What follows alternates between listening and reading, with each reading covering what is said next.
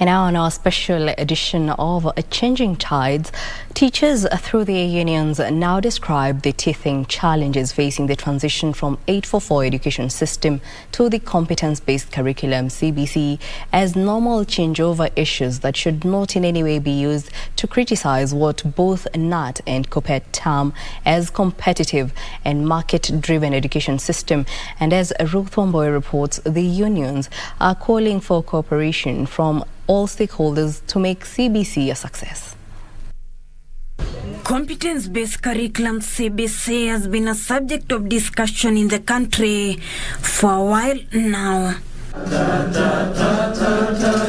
A move that saw former President Uhuru Kenyatta appoint a presidential working party to look into the elephant in the room. Teachers' unions in the country who were initially opposed to some of the reforms have now changed tune. We have since shifted our position based on the fact that this is a democratic country and we cannot push our ideas on and lord it over on all Kenyans. So we cooperated and we thought the Teacher Service Commission, the Ministry of Education, was going to do all it takes to ensure that the transition is smooth. But the Teacher Service Commission is once again on the receiving end for failing to address the anomalies of the number of students per school as well as teachers' deployment. There are schools where classrooms are just political rallies, but there are schools where there is also an enrollment depending on the locality. And the Teacher Service Commission has failed, it has not come up with policy to rationalize that what number of students do we need to have in a specific school so that we don't have an over-enrollment in one school and an enrollment in another.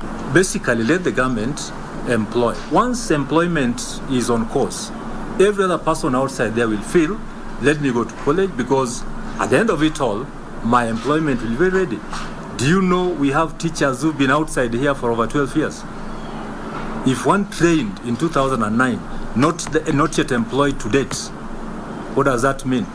Does it even make sense having others train for employment in future? And to cool down the temperatures on the anxiety of parents, teachers and learners on the future of CBC. So at this stage, we are preparing people for pathways and we don't want to limit the pathways. That's why, in fact, they should even have been 16. But now they are only 14.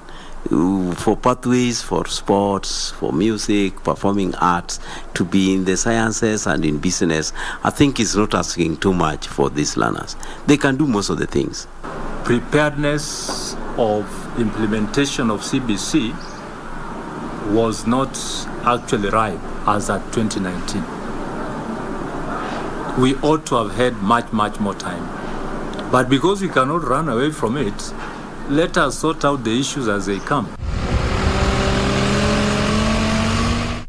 With the curriculum being skill-centered, the unions urge parents to be reliable support system to their children. Globally, this is the way to go. And we cannot deny in any way that if we are left behind by other countries, there will come a time that will reach them. So let's allow our people to take this one positively. Let's change their attitude. The pioneering grade 7 learners are the first cohort of the competence-based curriculum. The train has left and the country can't hesitate. It's time for all of us to pull up our socks and ensure the baby CBC reaches its peak.